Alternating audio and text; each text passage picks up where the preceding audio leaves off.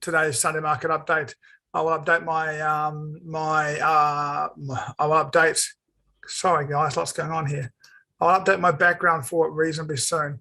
Look, we are changing the format of this, and we are going to have smaller groups come in from the team each week. We're going to see if we can do, and we've pushed the time around a little bit. I'm going to try and get the Sunday market update done in half an hour each week from now going forward, and we're going to have different members of the team come through each week. At this stage, the team for today was to be Ash, Alexis, Ainsley, and Lloyd. Looks like Julian's going to join us, so we'll take advantage of that. I know Ash did ask if he could go reasonably early, but I'm not sure he's going to make it because he's not in. So what I might do is I might start with Julian.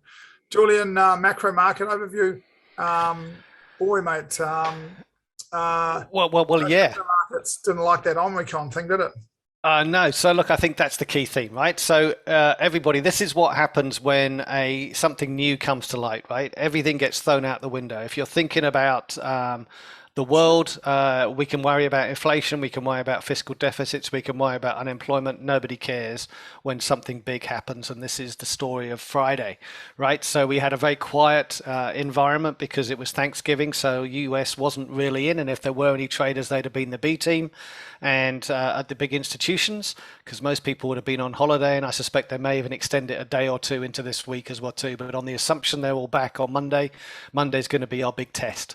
So the two things I want to just draw to your attention, I'm not sure if we did this last week, but if we did, I'm repeating myself. If I didn't, then this is new. So this really down here, this index I have shows really the number of stocks that are trading above the percentage of stocks that are trading above their 50-day moving average on the S&P.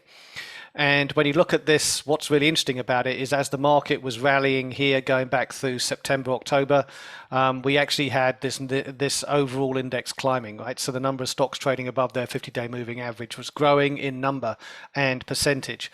What happened and why I thought this was so interesting is that on Monday, we had the spike on Monday, Tuesday, Wednesday, then we had the big down day big down day on Friday, but the spike we had on Monday occurred within an environment whereby the number of stocks was already above their 50-day average, was already falling quite dramatically. So let's call this bearish divergence indicator, a really poor breadth. You can call it whatever you want. Okay, so the ingredients were there for a problem if something pitched up.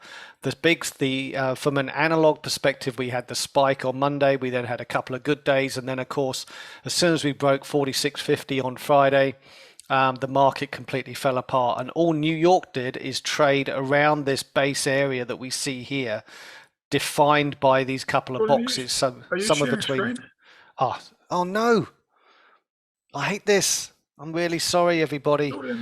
Julian, I am now I see it. We've got Ash, and he's got to be out in 8 minutes. Can we give a couple of minutes from you, and then we'll pop over to Ash and do 5 minutes and come back? No, absolutely. So let's just remind everybody here, guys. Here's this index I was talking about. You can see the decline. Here's the last few days. You can of price action. You can see the S&P rising. There's your bearish momentum divergence. As soon as we broke this area here, 4650, that's where the market began to break down. Now that took place early Asian time. The New York market just sat here and did absolutely nothing.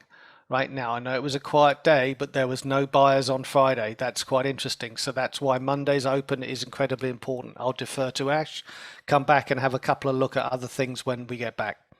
We will, Julian, will come back to you. The move on Friday, no buyers in the market, and the big names in the trading firms are on a day off, so the juniors are at the desk. So we're waiting for Monday to see what happens when the seniors come back. Yeah, look, I'm just going to put up the hourly chart here for you guys to have a look at. Right, this is the high volume area that traded in New York session on the S&P.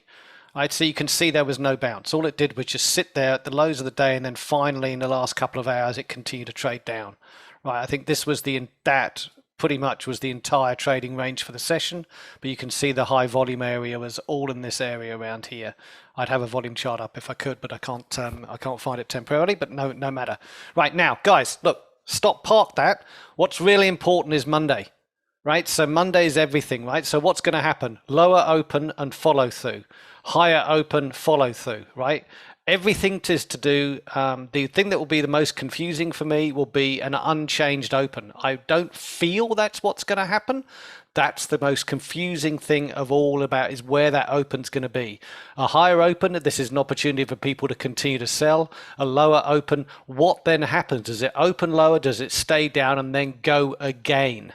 Okay, so we have a long way to go till you hit structural support in any of these equity markets, especially in the US. And when you look at not just the S&P, but the Dow is trading pretty crappy. The Russell 2000 has had a false breakout to the upside. That's now coming back. Okay, so that's the idea about stocks. When you look at other markets and what else is going on, we saw big sell-off in oil, massive sell-off in oil. Biggest session that we've had in the oil market for months and months and months, all the way back to March 20 when things were completely insane, right? We had a very high volatility. This is the same pattern. However, it's a little bit different this time. That was into a falling market. This time we did it into, yes, it's been recently a falling market, but it's been quite a bullish oil market for the last few months. So again, you've got to judge where people's positions are. And again, think about where's that open price going to be? What does it mean? What happens after the first 2 or 3 hours? And that's both in Asian time and in New York time. Guys, you've got to be, it's one of those times when you lose some sleep on Monday. Okay, lose some sleep on Monday being in front of the trading screens. Don't just put a position on and leave it hoping everything's going to be okay. Okay, so this is where it's really critical. So what's the next thing after the open? The most important thing after the open is where that market closes. If we close majorly down, then that would give us 2 strong days down. Traditionally, that tends to lead to a Tuesday bounce.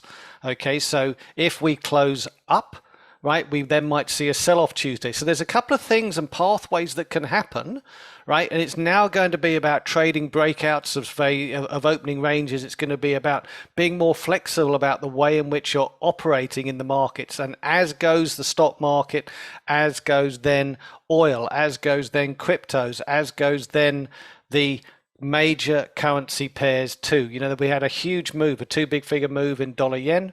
We had a significant bounce in the euro, which I suspect was more position covering than anything else. I think it's people closing out profitable positions because they've lost money elsewhere.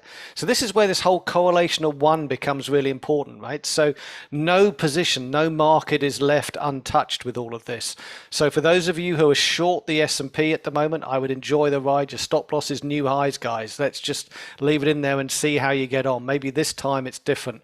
Maybe this time, to Ash's point, we could have a really bumpy beginning of December, and who knows, maybe that sell-off that Ash was looking for in February is going to get superseded by it happening now.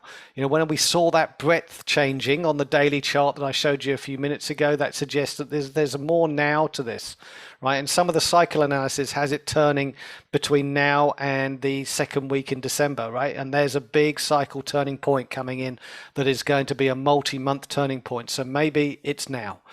Okay, so that's why we have to trade these things on the pure price action alone and hope that all of our background analysis has been done and we're able to have our firm view about what we're going to do and when. This is why you do homework on a Sunday night and first thing on a Monday morning is to get on top of where the market might well open, both in Asia and in New York. And again, where it closes is critical to Tuesday's price action, which is what we're going to look at as well too. Well, I won't be looking at it, but I'm sure somebody from Actions to Wealth will be looking at it, but I'll be looking at it because I'll be trading it all for the next week. I think this is one of those times when I've got to sit in front of a screen. Okay, so I hope that really helps everybody in the picture. I don't care what fundamental information is out there next week. This is all about COVID. It's all about scared people. It's all about people who have too much leverage in the market and too many positions. So what would you be doing if you were them today? What decision would you be taking if you were overgeared in the market, if you had too much money at stake, if you've made a lot and you wanted to protect, and on top of that, you're relying on the governments to save you? So there we go, guys. You make those decisions, and I'll leave it up to you. But trading is going to be fun for the next few days. Yeah, these guys all have had a weekend to stew on those things right now about where they are, how big their positions are, whether they are at risk. They really will have had some time to stew on that before they get to work on Monday morning, and there'll be some pretty direct decisions made, I would have thought. It's going to be an exciting week, Paul. I look forward to that, mate. Love it when that happens. Always good to have opportunity, right? Some people seem to don't like markets when they go sideways. They don't seem to like markets when they go up and they don't go down. I'll sort that out for you in a second, Lloyd. But really, as a trader, when markets are moving, you have opportunity, and we all want opportunity. And that's